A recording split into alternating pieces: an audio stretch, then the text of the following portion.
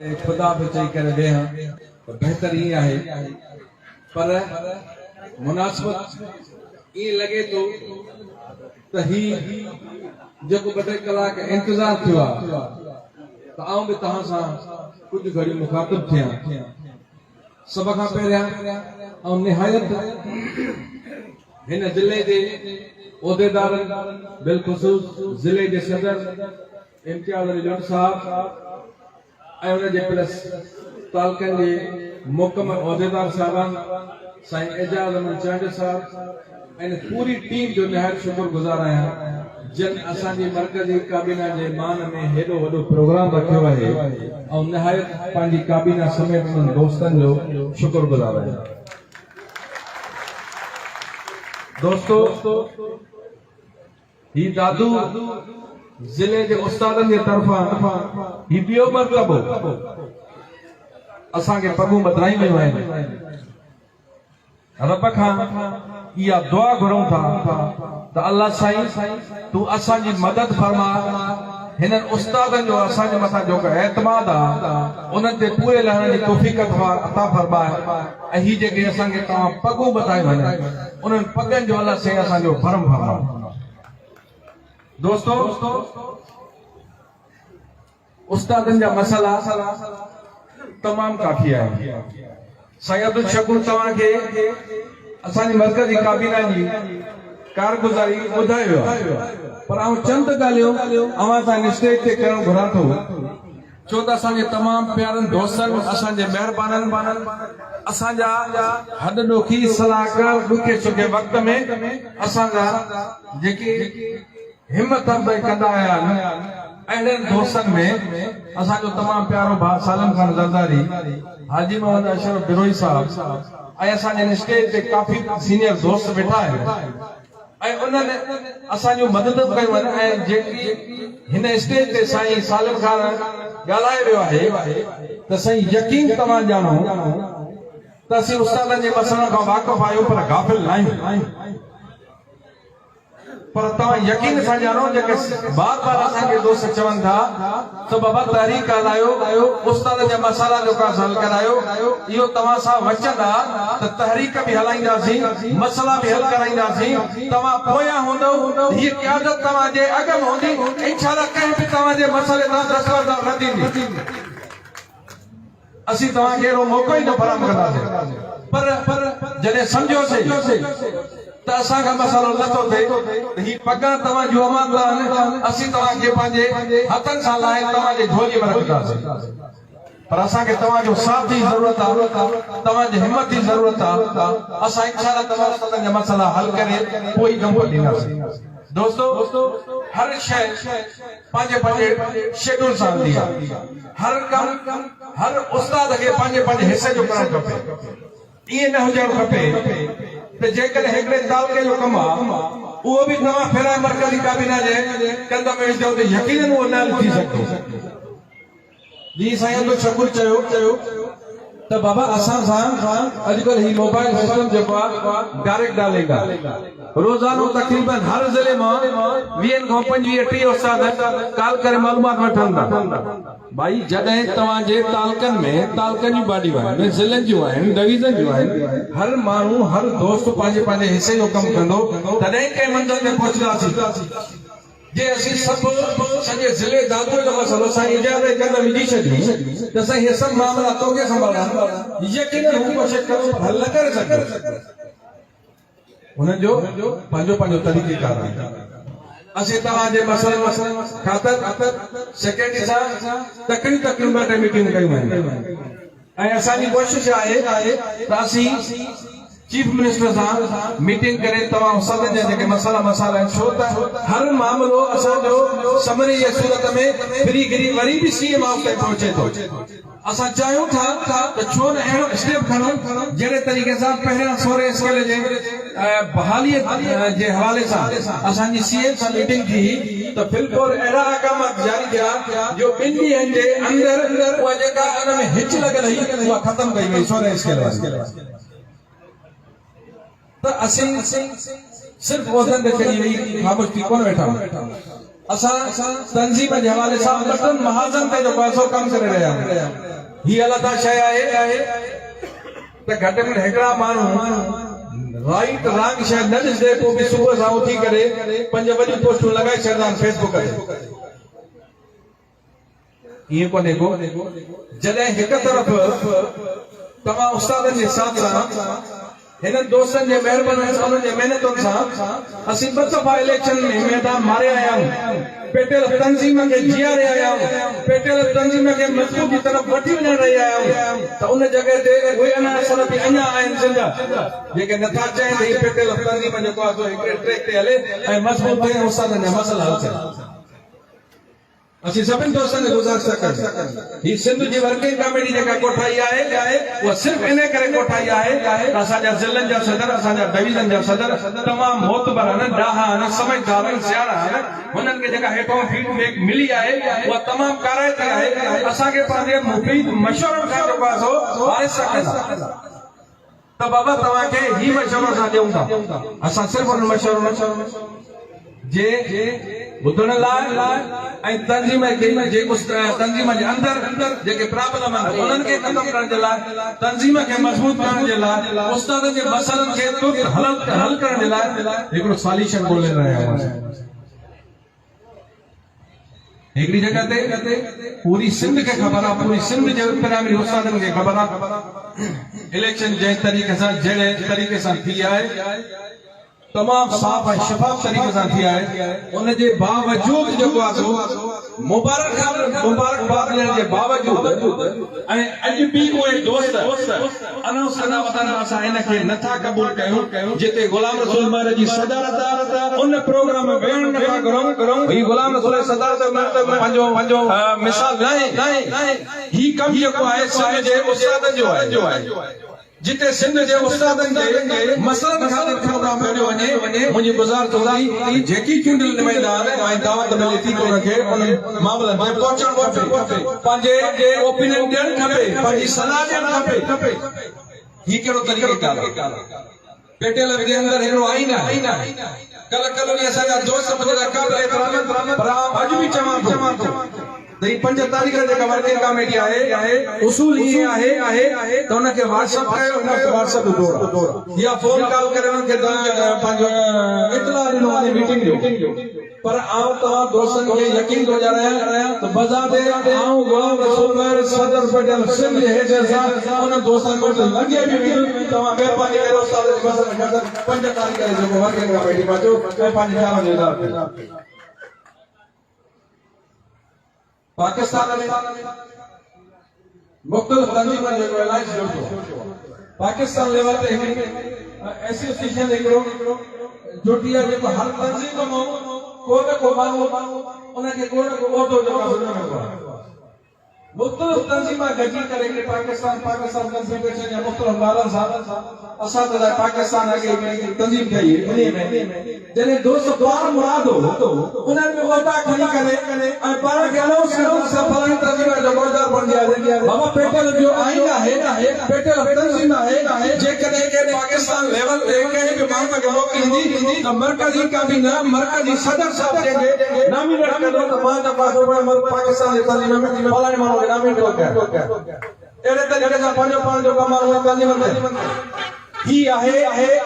तव्हां सम्झंदा वञो त दोस्तनि खे उस्ताद जो दर्द कोन्हे को पर उन्हनि खे ओपन ॾींदा चाहे अॼु बि मां चवां थो उहिदो ॾियां जेकॾहिं सभु चई छॾे करे पहिरियां मुंहिंजे सिम में अचे उहे माण्हू बि ईंदा।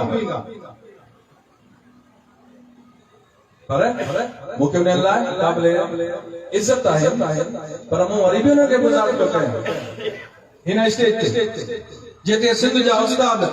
पंहिंजे मसइलनि ख़ातिर पंहिंजे अॻवाननि खे बार फोन कनि, कॉलियूं कनि, फेसबुक ते मैसेजिस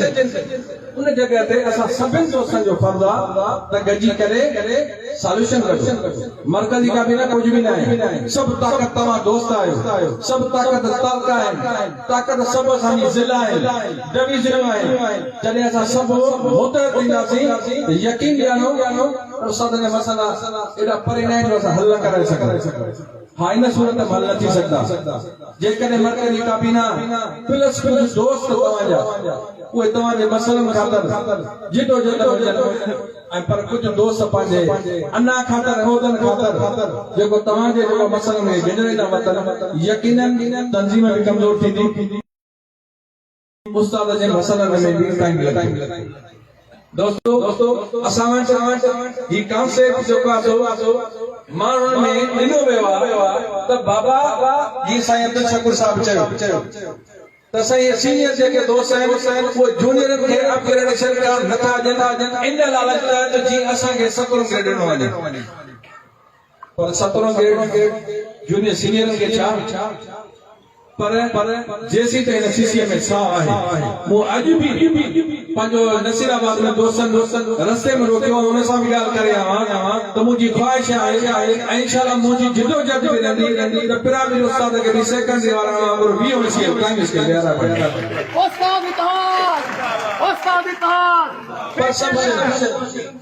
पर सभु शइ पंहिंजे तौर तरीक़े सां थी अलादीन जो चिराग मरकज़ी काबीना खत्म न आहे त अॼु हीअं आर्डर करे सुठो शइ लही वञे ईअं कतई मुंहिंजा दोस्त न थींदो पर तव्हांजे हक़नि तां दस्तबरदार बि करे न थींदासीं हुनजो को तौर तरीक़ो जेकॾहिं असीं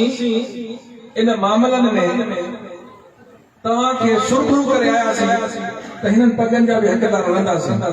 न त यकीन ॼाणो असीं पंहिंजो पाण बि शर्मसार थींदासीं त ही जेके असीं पगूं पातियूं आहिनि त हुनजो असां हक़ अदा न कयो आहे दोस्तो ही साईं अब्दुल शकूर तव्हांखे सॼी ॿुधायो वियो आहे अपग्रेडेशन जे बारे में ऐं जेके इहे दोस्त असांजा एनटीएस वारा रिमेनिंग दोस्त रहियल कंफर्मेशन उन्हीअ जे लाइ असांजी मीटिंग खां पोइ सेक्रेटरी साहिब वटि बि असांजी मीटिंग थी ऐं मूं ड्यूटी लॻाई पंहिंजे मरकज़ी काबीना जे दोस्तनि जी त तव्हां पोइ वञी जेके शयूं आहिनि उहे पूरा कराए ऐं उनजी नोटिफिकेशन कजो जेको तव्हां ॾिसो पिया मामला हल थियनि ऐं वॾे वॾी तव्हांखे ॻाल्हि ॿुधायां त जेका कॉन्ट्रेक्ट पीरियड दौरान इंक्रीमेंट की नथी वई हुई ऐं उन खां पोइ वरी उहो जेको सेक्रेटरी साहिब खां उन सदर त न साईं साहिब शंकर साहिब ॾिनो आहे उहे मिली करे उहो लेटर कढायो फाइनेंस डिपार्टमेंट खे फाइनेंस कढियो एजी के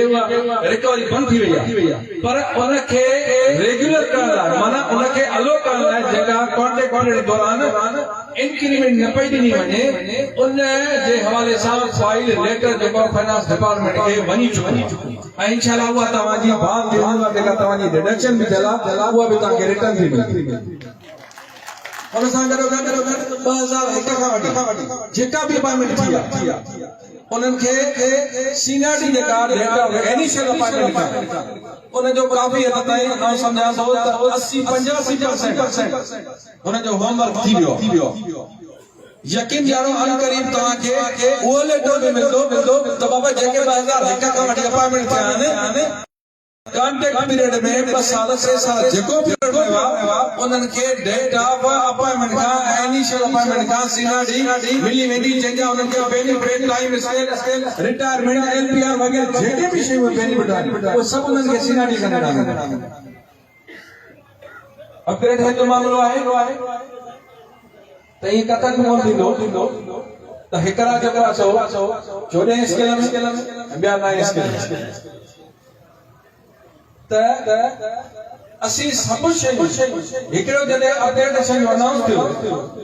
ऐं उहा जॾहिं समरी हली दोस्त चवंदा मरकज़ी काबीना कुझु न करे त मां थो चवां जेका फाइनेंशियल सब कमेटी जो चेयरमैन हो शेख साहब उन वटि जॾहिं महिल हुई त काफ़ी हिते असांजे दोस्तनि खे मरकज़ी काबीना जा मुंहिंजे सभिनी दोस्तनि खे मालूमात आहे त उहा असां स्पेशली उहा मीटिंग जेका फ्रेम कराईसी ऐं उन मीटिंग जे अंदरि उन कमेटी जो सिर्फ़ कमु हुयो उनजी मंज़ूरी ॾियणु उनखे इहो कोन ॾिसणो त तव्हां इन में छा लिखियो आहे त कहिड़नि खे अपग्रेड कयो था कहिड़नि खे नथा कयो था उन्हनि मंज़ूरी ॾेई छॾी पर जॾहिं नेक्स्ट मीटिंग में असांखे इहा ख़बर पई त पहले फेज में असीं जो नई रिक्रूटमेंट पॉलिसी वारनि खे असां अपग्रेड कयूं पिया ऐं ॿीं में जेको आहे बाक़ी जेके सिटिंग में आहिनि कमु कनि था पिया जेके उन्हनि कंदा जंहिंखे असांजो आदेश हो त ईअं न पर ईअं कोन हुयो त न असांखे 17 जो दफ़ो अपग्रेडेशन असां कयो ईअं कोन्हे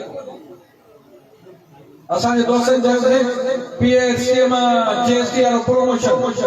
असीं प्रमोशन जे हवाले सां सेक्रेटरी साहब खे सख़्ती सां चयोसीं त साईं तव्हां लेटर कढियो आहे तव्हांजो को डायरेक्टर अमल नथो करे त सरेआम चए त जेको डायरेक्टर तव्हांजो इन मामले ते अमल न करे उतां वेही मूंखे फोन ते तव्हां मैसेज कयो ऐं उनखे चवां थो पियो उन सां गॾोगॾु तव्हां ॾिठो हूंदो मुंहिंजी कल्ह करोड़ी अॻ में चुका थो डायरेक्टर सखर सां ॻाल्हि थी आहे उन चयो साईं आऊं पंहिंजे डीओस खे लेटर कढां थो तव्हांजो ड्यू आहे 50% जेको पीएसटी जो जीएसटी उहो प्रमोशन असां पंहिंजो ॾियूं पिया पर शर्त हिकिड़ो आहे हुनजो पेपर वर्क केरु पूरो कंदो मरकज़ी सदर तो कोन करे सकदो मरकज़ी काबिनेट कोन करे सकदी पर उनजो तरीक़ेकार इहो आहे त बाबा तव्हां तालके जे अंदर जेको उनजो पेपर वर्क आहे उहो कंप्लीट कयो ज़िले जे अंदर खणी वञो ज़िले खां पोइ डायरेक्टर रखो हा डायरेक्टर नथो करे पोइ तव्हां ॾिसो त मरकज़ी काबिनेट छा थी करे तव्हांजो राइट आहे तव्हांजो हक़ आहे त तव्हां असांखां पुछी सघो था पर उनजो हिकिड़ो तरीक़ेकार तमाम पंहिंजे चैनल सां अचो तव्हां सम्झा थो मामला आसानी सां हल थी वेंदा हींअर बि मूंखे कंहिं दोस्तनि चयो साईं असांखे तव्हांजो टाइम खपंदो आहे शायदि एनटीएस वारा या सिंध यूनिवर्सिटी वारा या कंहिं ॿिया दोस्त असांखे तव्हांजो टाइम खपंदो असां तव्हां सां जेको आहे मीटिंग कंदा मां न त हुननि खे टाइम ॾियण लाइ तयारु आहियां मां ॾींदो सही पर मूंखे अफ़सोस थो थिए इहो त बाबा तव्हांजो तालुके जो 70 टाइम वठे त साईं तव्हां छा असांखे डिस्कस करणी आहे दोस्तनि मूंखे कुझु पॉइंट ॿुधाइनि मूंखे इन जो तव्हां जवाबु ॾियो माना तालुके सदर खे न ॿुधाइण चवण ज़िले जे सदर खां बि सलाह न करण मुंहिंजा दोस्त माज़रत सां ऐं भली राति थी वञे ऐं तव्हां सां मिली तव्हां टाइम ॾेई पोइ पर खुदारा घटि में घटि हिकिड़े चैनल सां हलणु खपे जे तरीक़ेकार सां हलंदासीं त असांजी भलाई बि आहे बहितरी बि आहे ऐं असांजे मसाला बि थींदा मूंखे काफ़ी मरतबा एनसीएसडी वारे दोस्तनि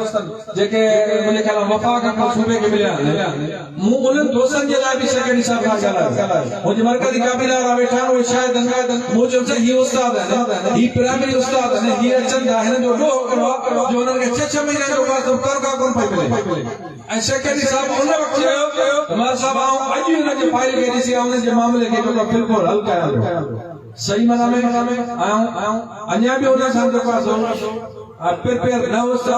एनसीएसडी वारनि जो मैटर छा आहे टाइम इलाही थी वियो असांजी मीटिंग में जंहिंजे करे सेक्रेटरी साहब वठियो प्रस्तावना सां मीटिंग करे त साईं उस्ताद जेको बि आहे उहो एनसीएसडी वारो एनटीएस वारो सिंध यूनिवर्सिटी वारो असांजे लाइ क़ाबिल एहतराम आहे असांजे पेटल जो मेंबर आहे असांजो कारकुन आहे असांजो हलॾोखी आहे असांजो मददगार आहे पर उहो कोई बि पाण खे डिवीजन में न विराहे तफ़ावतनि में न वञो सीनियर ऐं जूनियर जो को कॉन्सेप्ट असां वटि कोन्हे इहा अपॉइंटमेंट भला हिन दफ़े त कोन थी आहे इहा अपॉइंटमेंट मां 92 में अपॉइंटमेंट थियो आहे मुंहिंजी अपॉइंटमेंट 92 में उन खां पोइ 95 में जीवादार हिकु न थी कॾहिं इहो कॉन्सेप्ट न आयो त मैटर मुंहिंजे लाइ क़ाबिल एहतराम कोई इहो समझ प्राइवेट स्टाफ कोन्हे जवान त मुंहिंजा साईं असां वटि को तफ़ावत कोन्हे को फर्क असां वटि कोन्हे को असीं हर वक़्तु हर जॻह ते अवां सां हाज़िर आहियूं उस्ताद जे मसइलनि सां असां गाफ़िल न आहियूं ज़रूर तव्हांजा मसइला असां चूंडजी न करे आया आहियूं त तव्हांजे मसइलनि खे जेको ॿुधायो असां हिकु तरफ़ पंहिंजे उन्हनि दोस्तनि उन्हनि महिरबान खे जेके हाराइण जे बावजूदि अञा ते ॿार था घुमनि था असां अहिड़ा हले अचो उस्ताद जे मसइलनि खे ख़ातिर वियो सलाह कयो असांखे मशवरो कयो असांखे छा करणु खपे ॿिए पासे उस्तादनि जे मसइलनि ख़ातिर सेक्रेटरी के अंदरि चकर टे असां उस्तादनि जे हवाले सां जेके दोस्तनि जे उमेदूं आहिनि असांखे प्रोग्राम ॾियनि मां सॼो आहे पूरी सिंध जे उस्ताद कुंड कुछ हर ज़िले खां हिते कई आहे त यकीनन सभिनि जॻहनि ते असांखे पहुचणो थो पए सभिनि शयुनि सां मोह ॾियणो थो पए तव्हां दोस्तनि जी तमामु वॾी वॾी महिरबानी तव्हांजी ख़ामोशी ॿुधाए थी हाणे मूंखे पंहिंजी स्पीच ख़तमु करणु खपे मूंखे अहसासु आहे तव्हांजो छो त आउं पाण बि शुगर जो पेशेंट आहियां त मुंहिंजी स्टेज ते वेठल हिन सभिनि दोस्तनि खे हिन पिंडाला वेठल सभिनि दोस्तनि खे इहो यकीन थो ॾियारां त तव्हांजे मसइलनि ख़ातिर रोडनि ते निकिरणो पियो रोडनि ते निकिरंदासीं अगर जेकॾहिं पाण खे जेल भरियो तारीख़ खणी पई त पाण सबक़ वक़्त में पाण जेल में असां हूंदासीं पर यकीन ॼाण तव्हांजे हक़नि तो दस्तबरदार कॾहिं बि न थींदासीं PhD प्रोमोशन दोस्तनि जी असांखे वठण हले पई पर हुन सां बि असां शक्तिअ तां सेक्रेटरी साहब ने अर्ज़ु कयो त बाबा असांजो प्रोमोशन जेको आहे उन्हनि ज़िलनि में JST तो HST प्रोमोशन दियो DPC कंप्लीट तॾहिं थींदी आहे जॾहिं PhD ऐं JST बराबर में जेको उन्हनि जेको शेयर आहे उन प्रोमोशन करे कंप्लीट करण जी पोस्टिंग ॾेई सेक्रेटरी जो ठीकु आहे त पोइ काफ़ी ज़िला जेका आहिनि उते सिर्फ़ JST जा प्रोमोशन थिया PhD जा प्रोमोशन न थिया त सेक्रेटरी साहब कुझु डायरेक्टर इन डायरेक्टर सां फोन करे ॻाल्हायो त बाबा इहा तव्हांजी DPC कंप्लीट कोन्हे जेसीं ताईं प्राइमरी वारनि खे तव्हां प्रोमोट नथा कयो त मुंहिंजी उन्हनि दोस्तनि खे ज़िले जे सदर खे बि गुज़ारिश आहे त जिते जिते DPC रहियल आहे उन जा पेपर कंप्लीट कयो कंप्लीट करे उहे डायरेक्टर ताईं पहुचायो ऐं जल्दी में जल्दी जेको ज़िले जे दोस्तनि खे PhD मां HST वाला प्रोमोशन जेको आहे वठी ॾियो पर जिते बि जेका गुंजाइश हुजे जिते को प्रॉब्लम हुजे त इंशाल्लाह मुझे पूरी मरकजी काबीना जंहिं बि दोस्त खे कॉल कंदो वो इंशाल्लाह उते पहुचदो अची पर थी सके तो जल्दी में करायो जेका तव्हां रहल ऐं नेक्स्ट जेको आहे सो प्रोमोशन जेके उहे तव्हांजा मुमकिन आहे त सीनियरिटी डेट ऑफ अपॉइंटमेंट खां काउंट कई वई हिन वक़्तु जेके प्रोमोशन थी रहिया आहिनि उहे आहिनि बीएड जेको बीएड में सीनियर आहे तो मुंहिंजी सभिनि दोस्तनि खे हिकिड़ो गुज़ारिश आहे ऐं जेकॾहिं मुझे अल्फाजन में कई दोस्त जी दिल आजारी थी हुजे त माज़रत कयो आहियां पर तव्हां पूरी सिंध जा उस्ताद इहो सम्झो त सिंध जो सदर गुलाम रसूल महबूब पर सिंध जो प्राइमरी हर उस्ताद सिंध जो सदर आहे ऐं तव्हांजो खादम आहियां जॾहिं हुकुम कंदो ऐं तव्हां जे अॻियां पेश हूंदो सभिनी दोस्तनि जी महिरबानी स्पेशली ऐं मुबारकबाद ॾियां थो पंहिंजो असांजो AK खान साहब जेको उस्ताद असांजो डिपार्टमेंट में पंहिंजा सर्विस जा ॾींहं पूरा करे वियो आहे वाकई से उस्ताद मदो चवणी असांजो उस्ताद रिटायर कोन थींदो आहे असांजो उस्ताद जी जेसीं ताईं हयाती आहे त हुन जे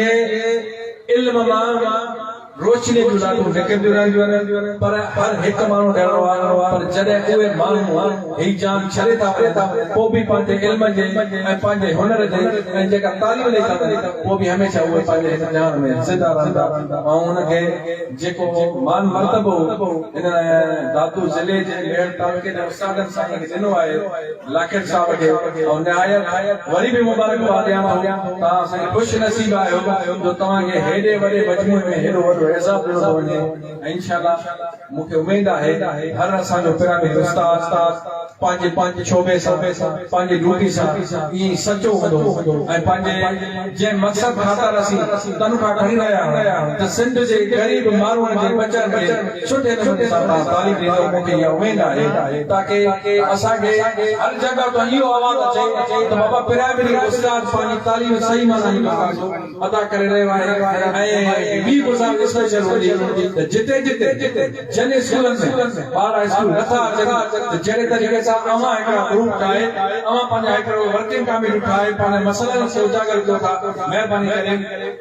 स्कूल जे अंदरि ॿिनि चइनि उस्तादनि जी टीम ठाहे उहे ॿार जेके स्कूल खां ॿाहिरि आहिनि कंहिं बि मजबूरी त उन्हनि खे कायल करे तव्हां पंहिंजे स्कूलनि में अची सुठी तालीम ॾियो तव्हां सभिनि दोस्तनि हिकु वरी महिरबानी ऐं तव्हांजो घणो टाइम वठी वियो आहियां पर जिते बि हूंदुसि यकीन ॼाणो अवां जे मसइलनि सां गाफ़िल न हूंदुसि पेटियल ज़िंदाबाद उस्ताद जिंदाबाद सभिनि दोस्तनि महिरबानी